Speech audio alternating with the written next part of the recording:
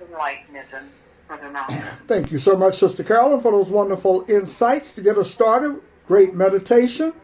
Always feel the energy when you talk. Beautiful speaking voice. Thank you. I always feel that energy coming forth to light up the day, folks. That was Sister Carolyn. Giving us Enlightenism from the book Enlightenism. Yes, definitely. Okay, Sister Carolyn, thanks a lot. You're welcome. Okay, folks, you listen to Sister Carolyn give us a great meditation from the book Enlightenism to get us started. We step into our power on this broadcast. This broadcast is about powers of the mind.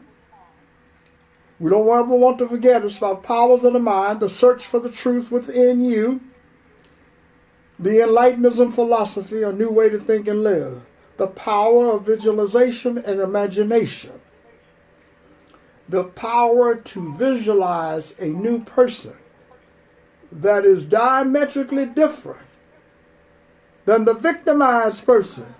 There is a greater power. The greater power in you is consciousness. It is consciousness where you can say, I am greater than the I that I created. I am always greater than the person that I'm aware of being.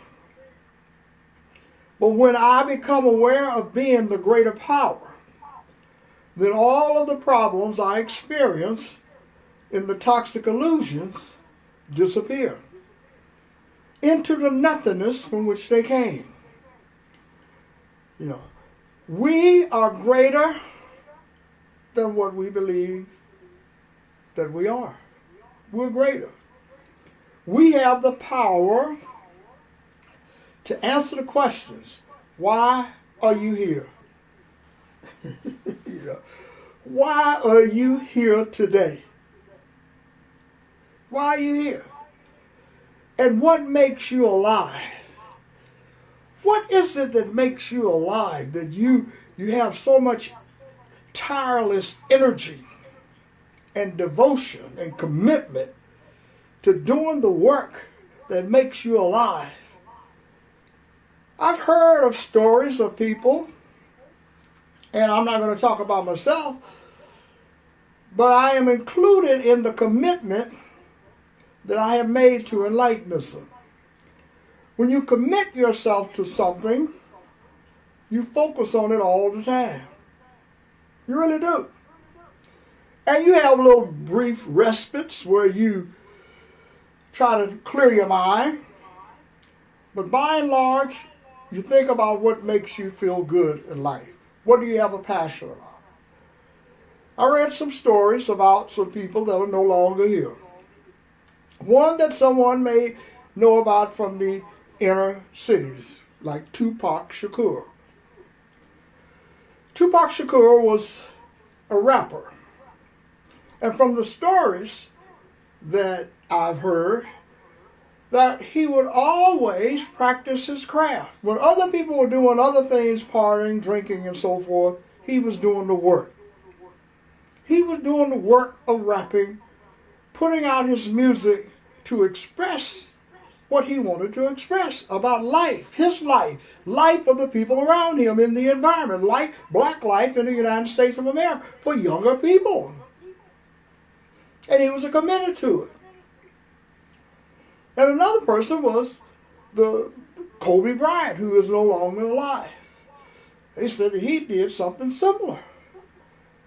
That he practiced basketball. And when he made a mistake, missed a shot, he would spend hours after the game practicing the craft. Now, they were both very good at what they did. Now you have to ask yourself, what do you do? What do you spend hours every day doing? You know, what is it? What is it that makes you alive? That you have a commitment to? And when you can discover that about yourself, then you can see what makes you alive, why you're here. Some people are just thankful they woke up today. They think that that's what life is about, waking up. Then go through this litany of explanations about why you woke up and that you're thankful. You're thankful to a higher power for waking you up. To do what?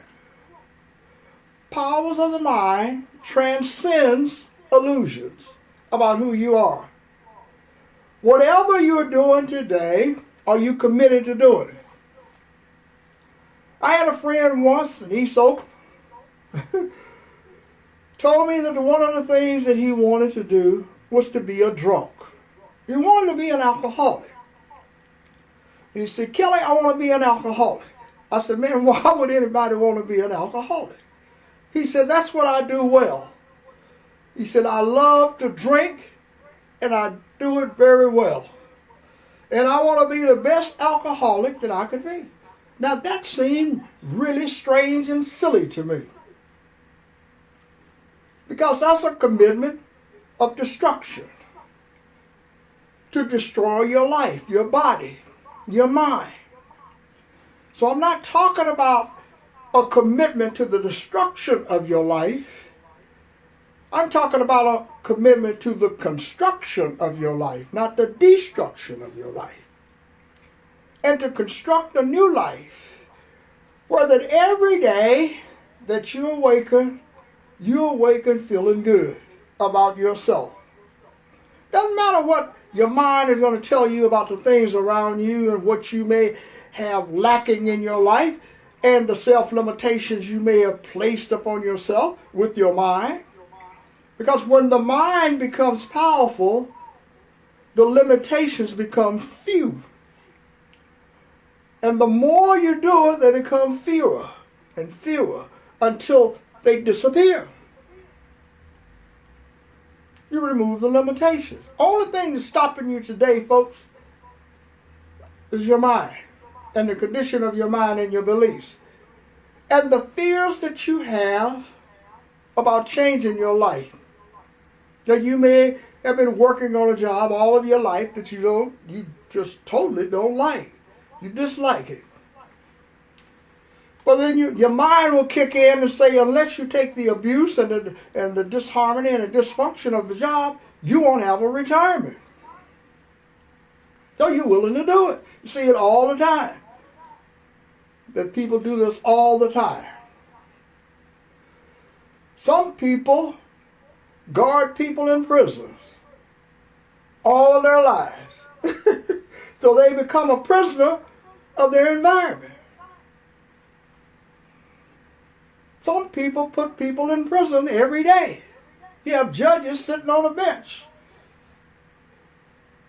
listening to things, just listening to mundane, boring information for most of us. And you do this all of your life. To sit there all of your life listening and to believe that this is what you were divinely created to be. No, it's a choice you made back in the day based upon some belief or beliefs that you acquired in toxicity. People say they want to fix the world. Make the world a better place. We're always talking about making the world a better place. Well, look what we have done. Look what generations of people have created. So the people of today in pain, in doubt about who they are, what power they have. Man said to me today that he was thankful, that he was alive. And he said, I'm trying to stay erect and so forth, take care of myself. Says some people cannot stand up. Some people cannot walk. So I'm trying to take care of myself. And, I went to the doctor. The doctor told me that I needed to stop doing such and such and such. And he said, they don't like us. So they still don't like us today. I said, who are they? You know who I'm talking about. You can't go to a doctor, brother, because they're not going to do anything for you. And he said, and he pointed up to the sky. So I'm placing all of my faith and trust in the man upstairs. I let the conversation end because it was not something I wanted to participate in. Confusion about who you are is not something that I want to involve myself in. It is when you recognize the contradictions and the confusion in your own life that if you believe there is a greater power somewhere else that you're pointing to up in the sky, then why don't you trust that power to heal yourself?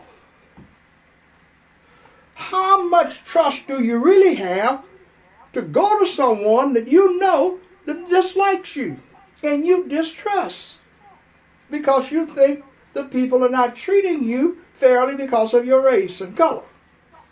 Why go? Why go? There's a contradiction here.